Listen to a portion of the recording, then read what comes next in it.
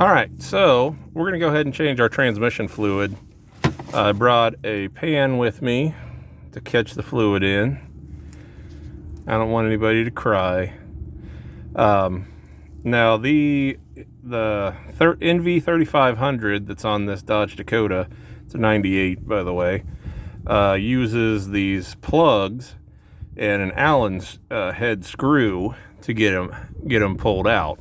So here's the fill plug, which they don't leave you much room, and then here's the drain plug. So it's always wise to take the fill plug out first to make sure you can get it out and then drain it. Now you can buy the special, I think it's 16 millimeter. Let me see here. Yes, 16 millimeter hex drive to do that, but they're expensive. So what I came up with is something I found online, and that is this. I just bought a bolt with the 16 millimeter head approximately. I don't think that's metric. I don't remember. It's been a while. And then I just double nut the back, and then you can slide the head of the bolt in there like so, and then you put your wrench on this part, you know, on one of these nuts, preferably that top one if you're loosening it, and the bottom one if you're tightening it. That way they jam against each other. You can do the same thing on the side. Now I've already loosened these up because my camera tripod won't go small enough to fit under here with me, so sorry about the bouncy cam. But once you loosen those up, then it's just a matter of getting all dirty. Come on now. Preferably don't drop this in the oil. Oh yeah. Oh, that's good and nasty. Look at, I don't know if you can see it, but look at all the metal shavings on the end of that. That's not terribly great. And yeah, that fast is drained. It's a pretty large hole, about an inch maybe, something like that. But yeah, that really doesn't look good, so I'm not super amped about that. I'm not sure how long that oil's been in there. So maybe it's not that big a deal. All right, so here's that drain plug with all the fuzzies on it. Oh yeah, we're gonna try and wipe that off. See how much of that's in there. Ew. There's some like Teflon or something, looks like, or some cotton or something in there. So it's not just terrible. Try and get as much of that off of there as we can. I don't know if I can get down in this.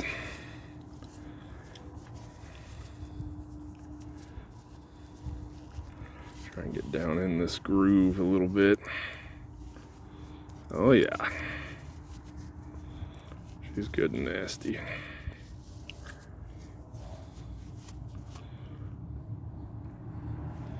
Yeah, I think that's better. I think I'm going to put a little Teflon tape. Yeah, see, there's some on there. I wonder if that's what was on there when I took it out. Some of that Teflon got twisted around it. All right, so that's what it should look like. So I'm happy to say that magnet's doing its job. Now I know the transmission case on these 3500 NVs is a front half and a back half. And I know there's a magnet in the bottom between the two halves. So it's like a, I don't know, 2" by 2" or something. So wasn't super amped to see how much metal shavings were stuck to that, but I mean, at least it's doing its job, I guess. And if it flies apart, I have, I think, 3 more sitting in my other parts truck, or trucks, I should say. So we can always change it if it flies apart. I'm gonna slide this oil pan out of the way. I'll wipe the bottom of this off a little bit. Just kind of clean it up.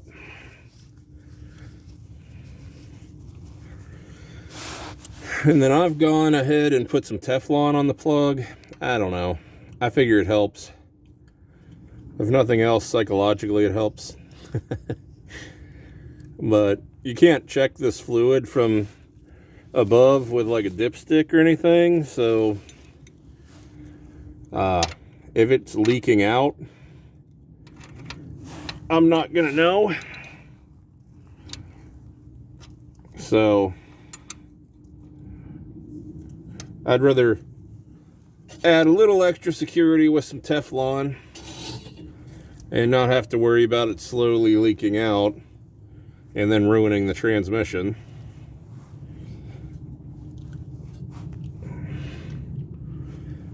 We're gonna go snug. It is an aluminum case, so I don't want to get too crazy. And you can tell, like, I can't crawl under here and see if it's leaking later, because the front main leaks on, or the rear main rather, leaks on the engine, which, you know, it's an old truck, whatever. But if I, sorry about that, if I crawl under here and see oil on the bottom of the transmission, I'm just going to assume it's oil from the back of the engine, not from the transmission. I'll have no way to know. There's two ways you can do this. One is you can get a pump. Well, there's three ways, I guess. One is you can get a pump and hook it and like pump it by hand into the transmission. The other is, that I've done, is put a rubber hose over the end of the nozzle after you cut it, and then you can like flip the bottle over, squeeze it, and then that hose goes into the side fill. But this one has just enough room, I think, with these smaller containers to put the container butt first up here and then shove the nozzle in, and then you can kind of crush the container. Like, you're not going to reuse it, obviously, but you can do it. Yeah, there we go.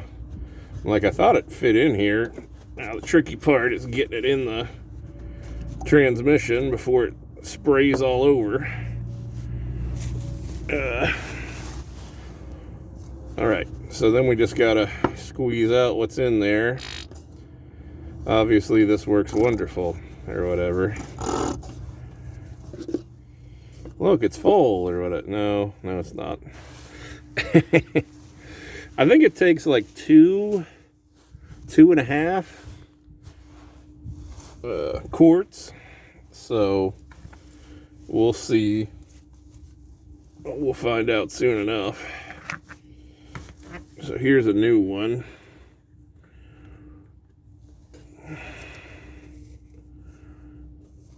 So there's still a little bit in this bottle, so I'll probably end up dumping it into one of these other ones, kind of combining them, if you will. All right, get our new one. Try and make sure that's on there as tight as possible.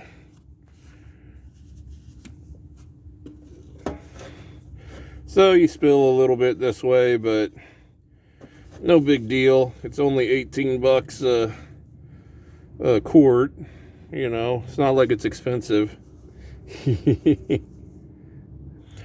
But what I'm using is Synchro Mesh manual transmission fluid. I kind of wonder if you could use ATF. I know you don't want to use gear lube because the rear output shaft on these transmissions has very small pathways for the oil to get back to the rear bearing on the output shaft. And if you use a heavy oil, like a thick gear oil, like an 80-90 or something, 90-120 or whatever it is, I think you're going to end up starving that rear bearing of oil. And you'll end up burning out the seal and burning out the bearing. Not necessarily in that order. And then nobody's going to be happy.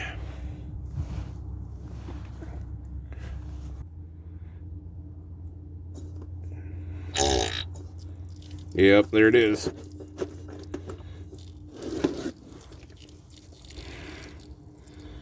Making a nice mess everywhere. Now I just got to get it to start. That Teflon's not helping with getting the threads started. There we go. Oh yeah. A little more. Yeah, let's stop there. And I'm just going to double check this bottom one again,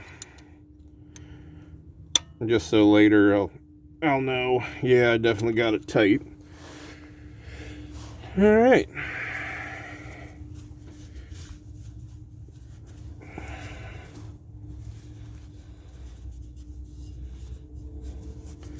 So it's probably a ever so slightly over full, because it was still trying to run out the fill plug whenever I put that plug in. But we'll jump out, we'll combine the bottles, and we'll figure out how much oil it actually used. All right, so we got one brand new one in our FB. That'll be great for next time. If I can get it to thread down. Shouldn't have took the cap off. There we go. And then we got this one I'm going to save because it's already marked. Loud truck. So we're going to put these other two bottles in this one.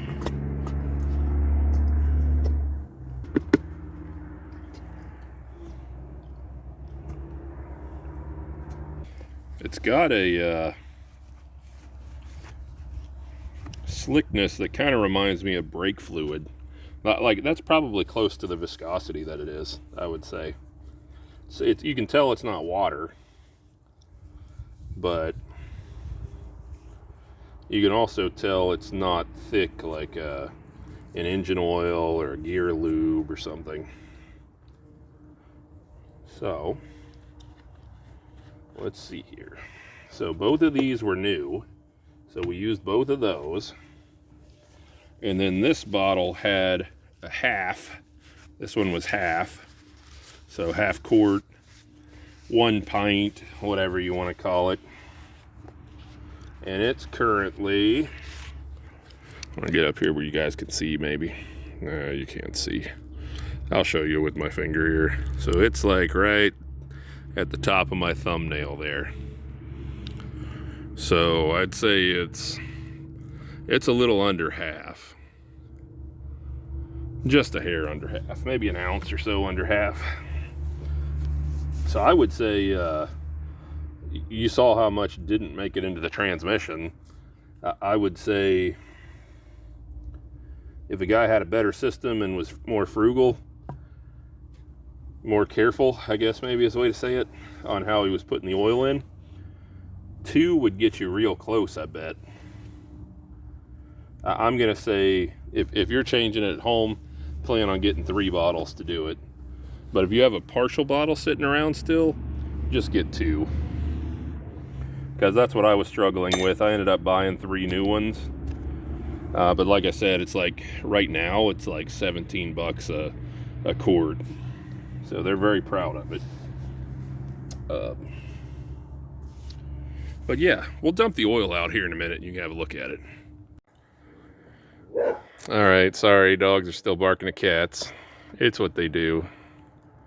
So anyway, I brought the oil out and I let it sit for a little while. I can already kind of still pick up some little shiny metal shavings, but I wanted to shake it around a little bit. Look at that. It's not exactly reassuring. I don't know if you can see those little swirls in the oil. So yeah, I don't know if I've got some contaminants getting into it. I don't see any separation like water, and it's not milky. like there's water, so I don't know. But it's got a lot of what appears to be silver colored shavings in there. So anyway, yeah, makes a nice goopy mix here. I don't know how well you guys can see that. Look at how it's all swirly. Anyway, it was definitely time to change it. Hello everyone, I hope you enjoyed the video. I'm always surprised when I stumble upon a YouTube creator who has millions of subscribers and has been producing videos for years, completely unknown to me. I would like to help correct this issue by giving some of my favorite creators a shout out during my videos. To that end, I would like to take this opportunity to spotlight one of my fellow YouTube creators, someone I personally subscribe to. If you find my content interesting, please consider going down to the video's description and follow the link I have placed there. The link will take you to today's chosen creator. But for now, please stay tuned for any bloopers related to this video. Thank you, everyone. Alright, let me gather all this garbage. Don't give a damn about any trouble playing band. That ain't what they call rock and roll. Do do do. With the Sultans. With the Sultans, I swear. What is out there that's in the way? Do do do. Do do do do. Do do do. Do do do do.